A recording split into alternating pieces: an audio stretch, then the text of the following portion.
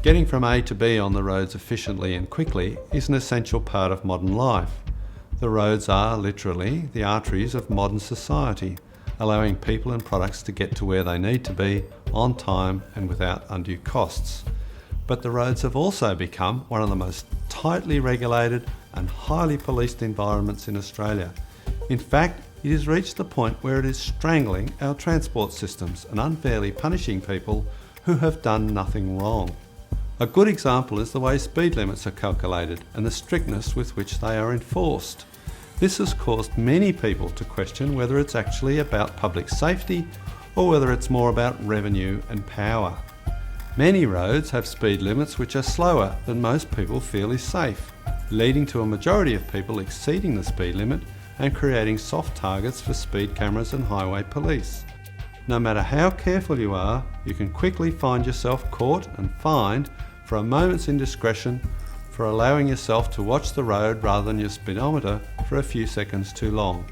In some parts of Australia, you can be fined for going just 3 kilometres an hour over the limit, and in many cases, the posted speed limit is the same as it was before roads were upgraded and vehicle technology improved, meaning most people will naturally want to drive faster than the speed limit says they can.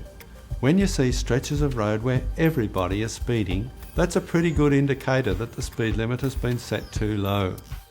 It shouldn't be that way. The Liberal Democratic Party believes that when it comes to speed limits, drivers should decide what they ought to be, not anonymous bureaucrats. This can be done by applying what road engineers call the 85th percentile rule. The 85th percentile rule is based on the fact that most drivers will naturally drive safely according to the conditions. So you measure the speeds of all motorists travelling a given road on which the speed limit has been removed for a while and set the speed limit based on the speed at which 85% of drivers travel. Statistics show those who exceed the speed limit based on the 85th percentile or are significantly slower than it are far more likely to cause accidents than those travelling at or close to the limit. Applying the 85th percentile rule results in speed limits that the average driver thinks are reasonable. That means enforcement of speed limits has the support of most drivers. The speed limits in Australia are due for a major overhaul. Research from around the world shows that increasing speed limits on highways can actually reduce fatalities due to reduced fatigue on long trips. Highway speed limits throughout the US and Europe tend to be well above ours.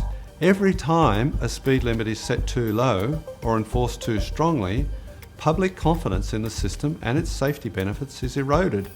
Australians are becoming highly sceptical of the current speed kills and there's no such thing as safe speeding mantra.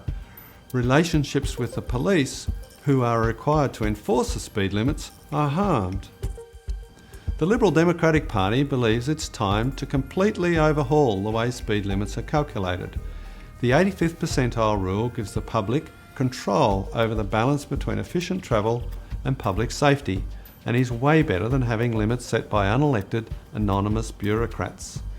Setting speed limits at more sensible, acceptable levels with reasonable enforcement will help restore public confidence in the road safety message and police and help us all to get around faster and safer in the long run. My name is David Leyonhjelm, Senator for the Liberal Democratic Party. We support your right to live your life without government interference as long as you respect the same right for others.